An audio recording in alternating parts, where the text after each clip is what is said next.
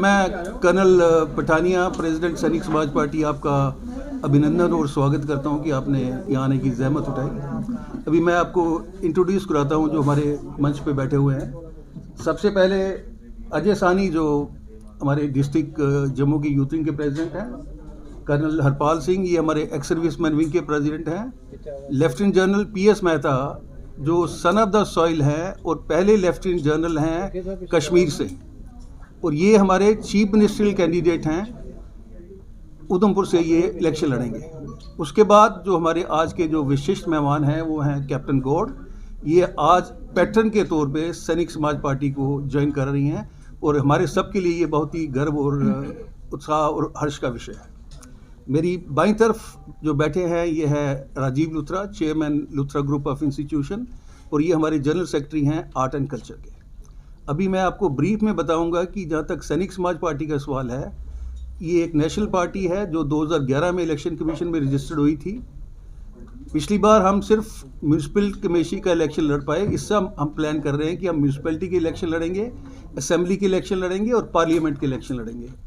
एक नई पार्टी को उभरने के लिए मीडिया के सहयोग की पूरी ज़रूरत है, तो मैं आप सबसे ये दरख्वास्त करूँगा कि आप हमें सपोर्ट कीजिए और आप हमें इनकरेज कीजिए ताकि हम अपने इस मिशन में आगे बढ़ सकें। और हमारा जो मिशन है वो सिर्फ ये है कि हम एक पॉलिटिकल प्लेटफॉर्म के जरिए जम्मू कश्मीर यूटी और उनके लोगों की सेवा करना चाहता हूँ।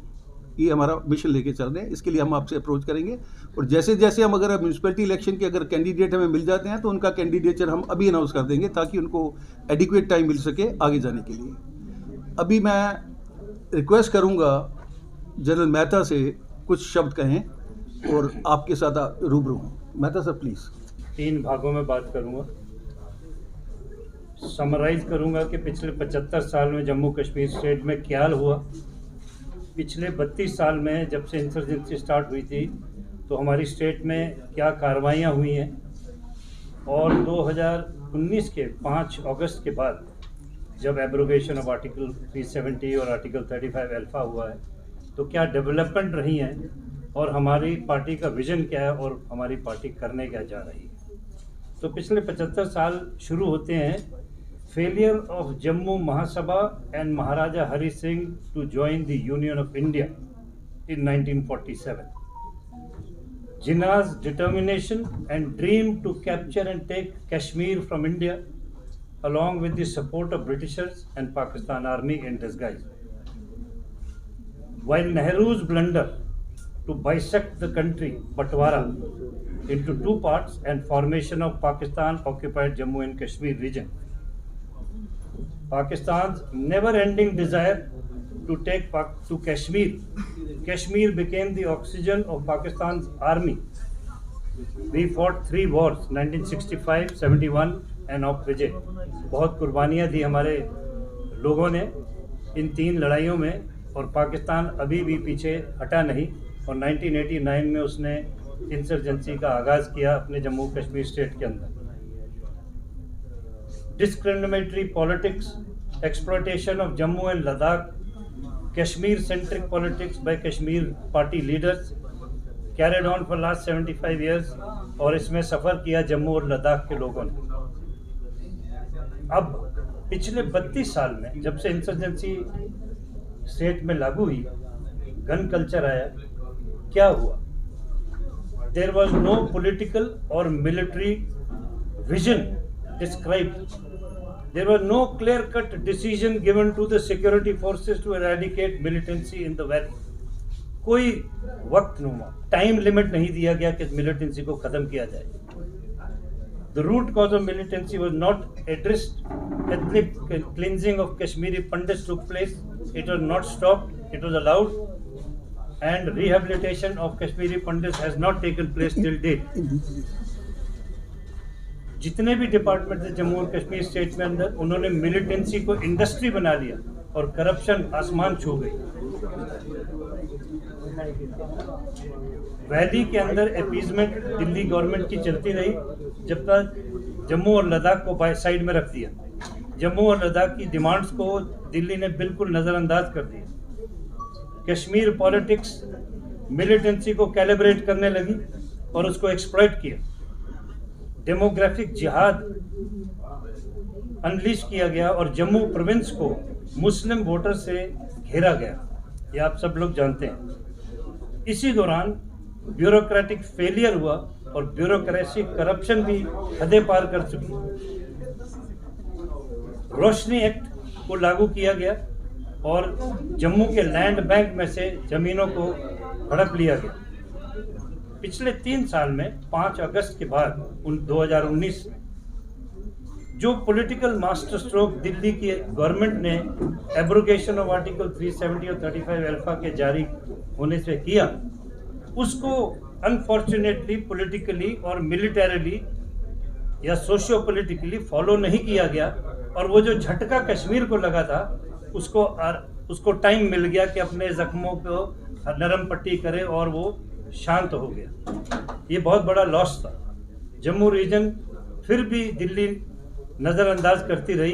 पिछले 3 सालों में भी जितना पैसा इंफ्रास्ट्रक्चर डेवलपमेंट या किसी भी डेवलपमेंट के लिए आया वो सब कश्मीर जाता रहा। इस दौरान क्या हुआ, 3 मोटे स्टेप लिए गए। People's alliance for Gupkar declaration ने जन्म लिया कश्मीर वादी के अंदर, जहां सारी कश्मीर पार्टी ने मिलकर घोषणा करी कि हम कुछ भी गलत नहीं होने देंगे, हम अपनी पुरानी रास्तों पे चलने के लिए जोर करेंगे दिल्ली को। इसके साथ साथ लद्दाख ऑटोनोमस हिल डेवलपमेंट काउंसिल ने जन्म लिया लद्दाख के अंदर, मगर जम्मू के अंदर ऐसी कोई हरकत ही नहीं हुई। ना कोई डेवलपमेंट काउंसिल बनी, ना कोई यूनिटी बनी। ये क्यों हुआ? क्योंकि पॉलिटिकल, सोशल और इंटेलेक्चुअल कमियों के कारण जम्मू एक दूसरी पार्टी के साथ लगे रहे, छोटी छोटी पार्टी में, और जम्मू में कोई बड़ी रीजनल पार्टी ने जन्म नहीं लिया।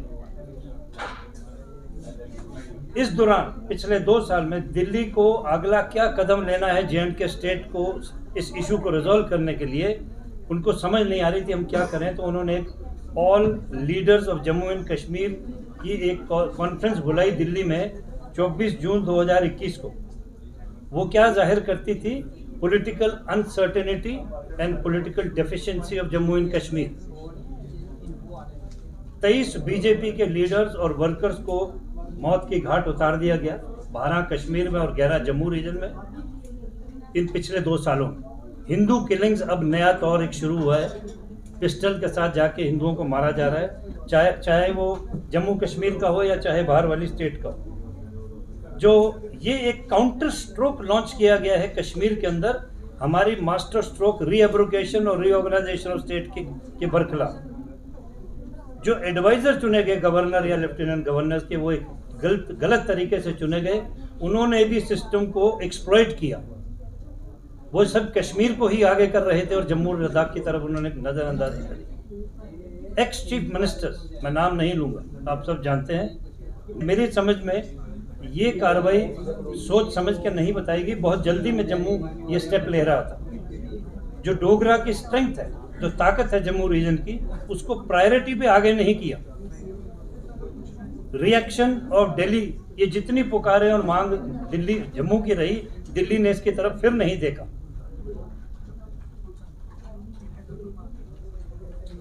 इसी दौरान जम्मू की नाक के नीचे डेमोक्रेटिक आज़ाद पार्टी ने जन्म लिया है। क्या ये जम्मू के लोगों के लिए सही है? वो क्या करेगी आगे जम्मू के लिए, कि फिर कश्मीर सेंट्रिक पॉलिटिक्स ही लागू करेगी? अब मैं आता हूँ अपनी पार्टी पे, सैनिक समाज पार्टी। सैनिक समाज पार्टी एक नेशनलिस्ट पार्टी है, बहुत स्टेट्स के अंदर हमारी होल्ड है। आज दिल्ली के जंतर मंतर के अंदर 1000 एक्स सर्विसमैन और लोग मिलकर OROP और के लिए और पेंशन की पुकार कर रहे हैं दिल्ली में। हम उनको सपोर्ट अपनी तरफ से पूरी देते हैं और मैं दिल्ली जा रहा हूँ, मैं उनके साथ मिलूंगा और इस आवाज़ को आगे बढ़ाएंगे। हमारे पार्टी ने जम्मू कश्मीर में ये आवाज़ें बहुत उठाई हैं जो हमारी लोगों की ज़रूरत है। हमारी पार्टी का दम क्या है? हमारे पास इंटेलेक्ट है, नेशनल स्पिरिट है, एक डिसिप्लिन्ड कार्डर है और क्लियर कट विजन है। पार्टी लोगों के लिए काम करेगी और socio political stability of union territory of Jammu Kashmir union territory की पुकार करेगी और उसको स्टेबल लाने में मदद करेगी। हमारी पार्टी क्या करने जा रही है, हमारा एम क्या है, विजन क्या है? पहला, रिहेबिलिटेशन ऑफ कश्मीरी पंडित्स को वापस लाना, जम्मू एंड कश्मीर स्टेट में बसाना। जो डोगरा की ट्रेडिशन है, आर्ट, कल्चर और डोगरी लैंग्वेज को बढ़ावा देना, 24/7 दूरदर्शन चैनल को लागू करना ताकि लोगों को अवेयरनेस बढ़े, लोगों तक आवाज़ पहुँचे इस दूरदर्शन चैनल के माध्यम से। और जो हमारा आर्टिकल 371 है, हम उसको इम्प्लीमेंट करेंगे, जोर देंगे ताकि हमारी लैंड बैंक में रोशनी एक्ट के तहत आगे चोरी ना हो और हमारी जितनी गलत कार्रवाई हो जमीनों को वापस लिया जाए। Job reservation for youth of Jammu and Kashmir including 35% women, औरतों के लिए जॉब रिजर्वेशन होगी वार्ड से लेके असेंबली इलेक्शन तक। इंफ्रास्ट्रक्चर डेवलपमेंट और टूरिज्म जम्मू प्रोविंस के अंदर लागू करना, ये बहुत अहम कदम रहेगा।